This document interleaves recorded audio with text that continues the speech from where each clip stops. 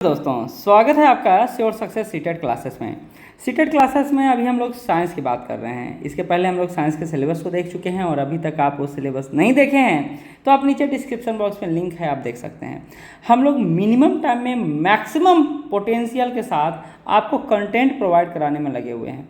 ये वो कंटेंट हैं जो लगातार सीटेट में पूछे जा रहे हैं, विभिन्न प्रश्नों के माध्यम से, विभिन्न कंसेप्ट के माध्यम से। और जिस तरह हाल ही के दिनों में सीटेट ने अपने तरीके को बदला है, अपने मेथड को बदला है, उस मेथड के अनुसार तैयारी कैसे और किस रूप में करना है, इस कंटेंट में आपको दिखाई देगा। एक बेसिक नॉलेज तो चाहिए, लेकिन एक ब्रॉड लेवल पर नॉलेज लेकर आप जो डिफ़िकल्टीज लेवल का क्वेश्चन आ रहा है सीटेट में, उसको भी सॉल्व कर सकते हैं आप। तो चलिए शुरू करते हैं। पढ़ना है तो पढ़ना है क्या? तो पहला आपको इस यूनिट में जो भोजन है, सबसे पहला यूनिट और बेसिक यूनिट है। अब हम सभी खाना खाते हैं या नहीं खाते हैं? आप नहीं खाते हैं, एकदम खाते हैं। खाने को आप किसी भी रूप में देख सकते हैं। आप लिक्विड के रूप में देख सकते हैं, आप सॉलिड के रूप में देख सकते हैं, गैस के रूप में मत देखिए, वो खाना बेकार होगा आपके लिए, ठीक है। तो भोजन की पहले परिभाषा को हम लोग डिफिनीशन को समझने का प्रयास करेंगे, फिर भोजन के सोर्सेज कौन कौन से हैं उसको समझने का प्रयास करेंगे, फिर भोजन के अवयव कंपोनेंट ऑफ फूड कौन कौन सा है, और भोजन स्वच्छ रखना चाहिए, आप सभी को पता है, इसको हम लोग समझेंगे। पहले ये बात है कि भोजन होता क्या है। तो सिंपल बात है, आप खाना खाते हैं ना, काहे खाते हैं? पता चलता है खाना खाने के बाद एनर्जेटिक लग रहे हैं, एनर्जी आ गया, यानी ऊर्जा की आवश्यकता होती है। दूसरा, आपको अगर आगे बढ़ना है, यानी शरीर का विकास करवाना है, तो हम कहते हैं कि पौष्टिक आहार खाओ, यानी उससे शरीर का वृद्धि होगा, मानसिक वृद्धि होगा, जो आपका ऊतक है वो बढ़ेगा आगे तेजी से, और मरम्मत भी होगा आपके ऊतकों का, आपके कोशिकाओं का, और आपकी जैविक क्रियाएं भी संपूर्ण रूप से हो सकेगी। मतलब आप जो करना चाहते हैं कर सकेंगे अगर भोजन है तो। कहा जाता है मानव शरीर का ईंधन है भोजन। अगर ये ईंधन चाहते रहा तो चलते रहेगा। जैसे मोटरसाइकिल में पेट्रोल डालते हैं तो वो चलते रहता है। यानी ओवरऑल बात किया जाए तो जो खाकर या अवशोषित करके प्राप्त होता है वो भोजन है।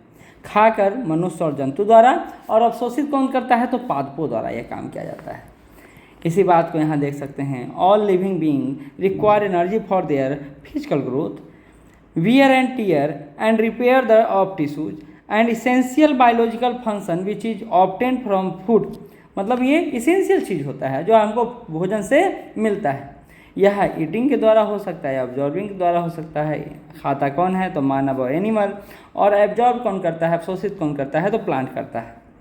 विभिन्न जगह पर अलग अलग तरह के भोजन होते हैं। अब आप यहाँ से निकलें, अगर आप बिहार में हैं, बिहार से निकलकर तमिलनाडु चले जाएं, यानी भारत के दक्षिण क्षेत्र में चले जाएं, आप देखेंगे यहाँ खाने का अलग अलग चीज़ें हैं। जैसे यहाँ इडली वड़ा मिलता है, आपको आराम से मिलेगा। आपको यहाँ सांभर मिलेगा, आराम से मिलेगा। लेकिन यही बिहार में अगर सांभर ढूंढने लगे तो आपको नहीं मिलेगा। यानी भोजन भी हम लोग विभिन्न जगहों पर विभिन्न क्षेत्रों के आधार पर करते हैं। आपको कुछ अच्छा चीज़ यहाँ पर समझने को मिलेगा, जानने को मिलेगा। जैसे आप कश्मीर गए तो आपको वहाँ रोगन जोश मिलेगा। आपको रोगन जोश क्या है? तो कुछ और नहीं है, गोश्त है, जो सूखी अदरक और सौंफ डालकर कुछ एकदम अलग तरह का होता है ना, जैसे मुँह में पानी आ जाए, उस तरह का बनाया जाता है। इसी तरह बिहार में लौंग लत्ता खाते हैं। लौंग लत्ता आप देखे होंगे, बना रहता है, बीच में कुछ भरा रहता है। लिट्टी चोखा तो आप सुने ही होंगे। तो ये भोजन के अलग अलग जगह पर अलग अलग नाम है। जैसे सिक्किम का मोमो आप सुनते होंगे, जो बिहार में या फिर यूपी में, दिल्ली में बहुत प्रचलित है, मूलतः यह सिक्किम का। उसी तरह केरला का नारियल का जो होता है, आप नारियल का वहाँ बना हुआ चटनी भी खा सकते हैं, पूड़ी भी खा सकते हैं, सब कुछ मिलता है। इसी तरह टैपियोका होता है, नारियल के पौधे के नीचे इसका विकास होता है। केले के फूल का सब्जी भी वहाँ पर बहुत बनाया जाता है केरल में। तो हमने देखा भारत के विभिन्न भागों में, विभिन्न क्षेत्रों में खाने की अलग अलग वैरायटी है कि नहीं है? इसी तरह आप विदेशों में चले जाएं, देखिए जैसे हांगकांग चले गए तो सांपों से हमारा समानता, भारत में डरते हैं, देखते हैं मार देते हैं उनको, या फिर उनको उससे भाग जाते हैं। लेकिन वहाँ लोग उसको तलकर खाते हैं, और उसका नाम क्या है? लिंग हु फेन।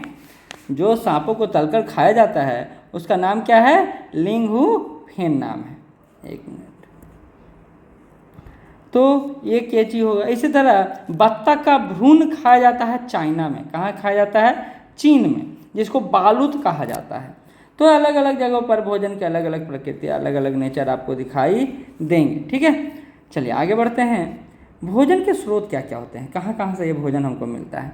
तो भोजन के कई स्रोत होते हैं। जैसे हमारा भोजन का मुख्य स्रोत जो है या तो आपको जानवर से मिलेगा या तो आपको पौधे से मिलेगा, दो ही चीज़ से मिलेगा, यानी एनिमल किंगडम या फिर प्लांट। ये दो तरीक़ों से हम लोग खाते हैं। मुर्गा मछली अंडा खाते हैं, या तो शाकाहारी होते हैं या मांसाहारी होते हैं। शाकाहारी होंगे तो पनीर खाएंगे, है ना। जैसे अनाज ग्रेन जो है वो भी भोजन का स्रोत है, जैसे चावल, गेहूँ, मक्का, ज्वार, बाजरा, ये सब भी अनाज हम लोग भोजन के रूप में लेते हैं। इसी तरह दलहन जो फसलें हैं जैसे चना, मटर, अरहर, मसूर, ये सब भी भोजन के रूप में जाना जाता है। शर्करा जो शुगर ग्रेन होते हैं, शर्करा फसल जिससे चीनी निकलता है, जैसे गन्ना, चुकंदर, ये सब है ना, इससे आप लोग चीनी निकालते हैं। इसी तरह जंतु उत्पाद होता है, एनिमल प्रोडक्ट होता है, जैसे दूध होता है, दही होता है, पनीर होता है, ये सब एनिमल प्रोडक्ट होता है। ये कहाँ हम आसपास देखते हैं और ये भोजन के रूप में हम ग्रहण करते हैं नहीं करते हैं। आप ज़रा बताइएगा कमेंट बॉक्स में कि आपको पसंद क्या है, क्या आपको अच्छा लगता है इनमें से।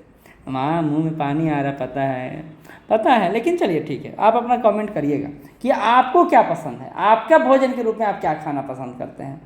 शाम सुबह तो खैर घर का खाना है, लेकिन जब बाहर निकलते हैं तो चटपटाते हुए गोलगप्पे की तरफ बढ़ते हैं, मोमोज की तरफ बढ़ते हैं। क्या आपको पसंद है बताइएगा नीचे। चलिए आगे बढ़ते हैं। कहते हैं हम पौधे के अनेक भागों का सेवन करते हैं।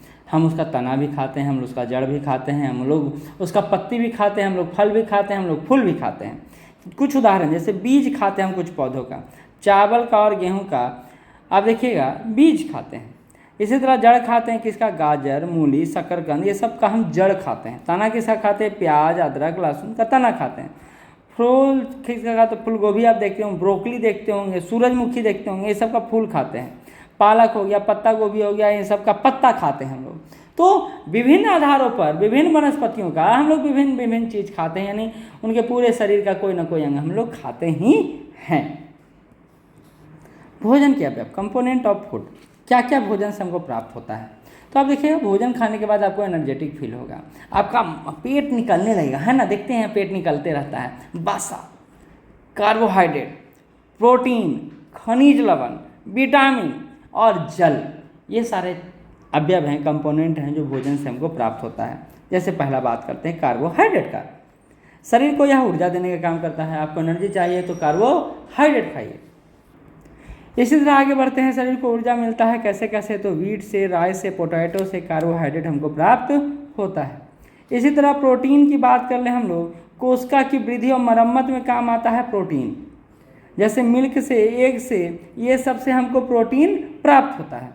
सेल ग्रोथ और रिपेयर करने में प्रोटीन का भूमिका है। वसा क्या करता है, तो ठोस रूप में शरीर की ऊर्जा प्रदान करता है।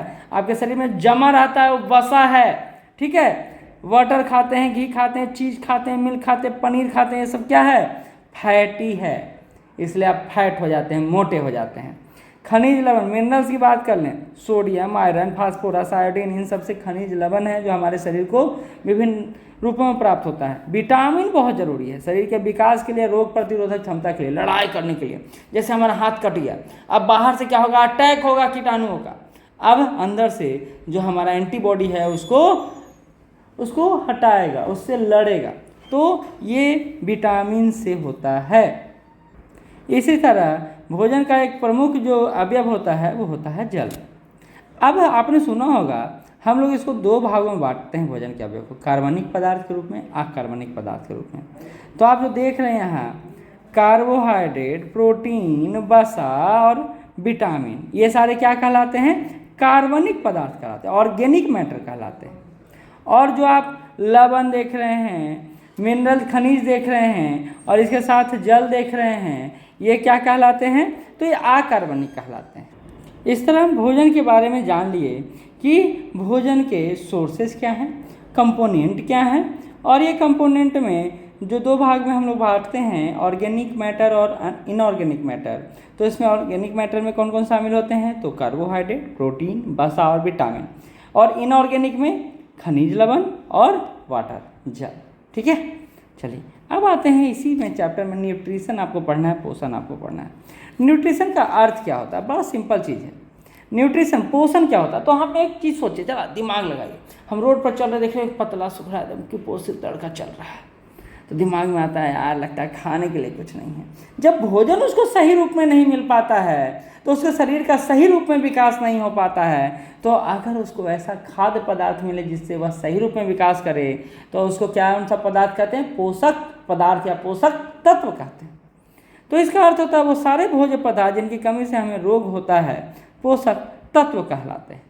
तो पोषक तत्व जो हमारे शरीर को चाहिए, वो पोषक तत्व जिससे हमारे शरीर की शारीरिक क्षमता, लड़ने की क्षमता का विकास होता है। इसके टाइप्स की बात करें, प्रकार की बात करें तो यह दो तरह का होता है। कुछ अल्प पोषक तत्व होते हैं जिसकी कम से कम आवश्यकता हमारे शरीर को होती है। कुछ बृहद पोषक तत्व मैक्रो न्यूट्रिएंट्स होते हैं जिसकी ज़्यादा आवश्यकता होती है। जैसे कार्बोहाइड्रेट की ज़्यादा आवश्यकता है हमारे शरीर को। किसकी ज़रूरत है? कार्बोहाइड्रेट की ज़रूरत है 300 ग्राम प्रति डे। इसी तरह वसा का हमको ज़्यादा ज़रूरत है क्योंकि हम लोग काम करते हैं, ऊर्जा की ज़्यादा ज़रूरत होती है, तो 80 ग्राम प्रति दिन की ज़रूरत है। अल्प पोषक तत्व जो कम मात्रा में खाए जाते हैं जैसे विटामिन, मैग्नीशियम, इसी तरह मिनरल जो मैग्नीशियम के रूप में हैं वो अल्प पोषक तत्व हैं, माइक्रो न्यूट्रिएंट्स हैं। ठीक है। इसी तरह आपको सुपोषण शब्द सुनाई देगा कभी कभी। प्रॉपर न्यूट्रिएंट्स जिसको मिलता है, प्रॉपर पोषक तत्व नियमित रूप से जिसको मिलता है उसको सुपोषण कहा जाता है। इसमें संतुलित आहार मिलता है, काम के अनुसार आहार मिलता है। अगर आप मेहनत करते हैं तो आपको ज़्यादा न्यूट्रिएंट्स दिया जाएगा, ज़्यादा पोषक तत्व दिया जाएगा। और कम काम करते हैं, जैसे घर में कामचोर लोग कुछ होते हैं जो हर बात में कहते हैं तुम कर दो ना, तुम कर दो ना, ऐसे लोगों को कम न्यूट्रिएंट्स चाहिए होता है, पोषक तत्व चाहिए होता है। तो हल्का काम करने वाले को 2000 किलो कैलोरी चाहिए मेल को, और अगर हल्का काम फीमेल करती हैं तो उनको 2100 किलो कैलोरी चाहिए। 8 घंटे जो काम करते हैं उनको 3000 किलो कैलोरी चाहिए मेल को, और महिलाओं को 2500 किलो कैलोरी चाहिए। लेकिन जो हैवी वर्क करते हैं, जो भारी काम करते हैं, उनको 3500 किलो कैलोरी चाहिए बैलेंस डाइट, और जो फीमेल हैं उनको 3000 किलो कैलोरी चाहिए होता है। ये इंपॉर्टेंट चीज़ है जिसको आप पढ़ लीजिए, कभी भी पूछा जा सकता है। ऊर्जा का ऐसा ही मात्रक, एनर्जी का ऐसा ही मात्रक जूल होता है, और 1 कैलोरी इक्वल टू 4.18 जूल के बराबर होता है। और 1 जूल कितने बड़ा कैलोरी के बराबर होता है? तो 0.24 कैलोरी के बराबर होता है। तो आप चाहें तो इसको स्क्रीनशॉट ले सकते हैं। चलिए, न्यूट्रिएंट्स के मेथड आप देखिएगा।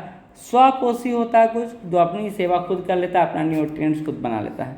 कुछ परपोषी होता है, दूसरे पर निर्भर रहता है, जैसे हम लोग है। ऑटोट्रॉफ मतलब होता है स्वपोषी, स्व मतलब स्वयं से, पोषण मतलब खुद का विकास करना, जो अपना भोजन खुद बनाते हैं, जैसे पौधे फोटोसिंथेसिस यानी प्रकाश संश्लेषण द्वारा यह काम करते हैं, यह पौधों द्वारा किया जाता है।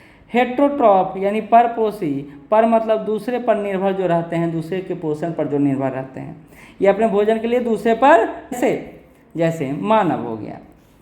फोटोसिंथेसिस नहीं कर सकते हैं हम लोग एनिमल किंगडम की बात कर रहे हैं, हम लोग ह्यूमन किंगडम की बात कर रहे हैं, जो हमेशा दूसरे पर निर्भर रहते हैं कि भाई साग सब्जी उत्पन्न हो तब तो खाएं, धान गेहूँ उत्पन्न हो तब तो खाएं। तो हम लोग परपोषी होते हैं। अब देखिए, विटामिन की कमी, विटामिन बहुत ज़रूरी तत्व है। अगर इसकी कमी होता है तो कौन कौन रोग हो सकता है ये एक बार देख लीजिए। जैसे विटामिन ए की कमी जिसको रेटिनॉल कहा जाता है, उसको कमी से रतौंधी होता है। B1 जिसको थायमिन कहा जाता है, रासायनिक नाम है, बेरी होता है। B2 जिसको राइबोफ्लेविन कहा जाता है, मंद विकास या खराब त्वचा का निर्माण होता है। इसी तरह B12 जिसको साइनोकोबालामिन कहा जाता है, खून की कमी होता है B12 से। विटामिन सी एस्कॉर्बिक एसिड इसका रासायनिक नाम है, पाजी नामक बीमारी होता है। और विटामिन डी जिसको कैल्सीफेरॉल कहा जाता है, सूखा रोग इससे होता है। इसी तरह विटामिन के फाइलोक्विनोन चोट के कारण अत्यधिक रक्तस्राव होता है। इसी तरह खनिज है और उनसे होने वाली बीमारियों के नाम है, एक बार देख लीजिए। जैसे कैल्शियम की कमी हो गया तो भंगुर हड्डियाँ होगा, अत्यधिक रक्तस्राव होगा, खून ज़्यादा निकलेगा। इसी तरह फास्फोरस है, अगर फास्फोरस कमी हो गया तो दांत आपका खराब दिखेगा, हड्डियाँ आपकी कमज़ोर हो जाएंगी। लोहा से खून की कमी होती है तो इसलिए आयरन की गोलियां महिलाओं को दिया जाता है, आप सुनते होंगे। आयोडीन की बात करें तो गॉइटर होता है, बढ़ी थायराइड ग्रंथि होता है। आप लोग बचपन में आयरन के देखते होंगे, आयरन अगर हम लोग कम खाते हैं, आयोडीन कम लेते हैं तो घींघा रोग आप देखते होंगे होता है। इसलिए तांबे की कमी से कम भूख लगता है, मंद विकास हमारा होता है। तो ये हो गया हमारा पहला यूनिट, जिसमें हमने भोजन के बारे में बात किया और इसके अलावा पोषण के बारे में बात किया। और यहाँ से क्वेश्चन बाहर नहीं जाएगा, आप एक बार क्वेश्चन उठा के देख लो, ठीक है। तो फिर हम लोग नए वीडियो के साथ मिलते हैं, जब तक आप इस वीडियो को एंजॉय करें। और अभी तक चैनल से जुड़े नहीं हैं तो चैनल से जुड़ जाइए। और अगर आप पटना में हैं और आप सीटेट क्लासेज ज्वाइन करना चाहते हैं तो आप श्योर सक्सेस टीम से जुड़ सकते हैं। हम लोग प्रयास कर रहे हैं कि आपको साथ मेहनत किया जाए और आपको आगे बढ़ाया जाए। धन्यवाद।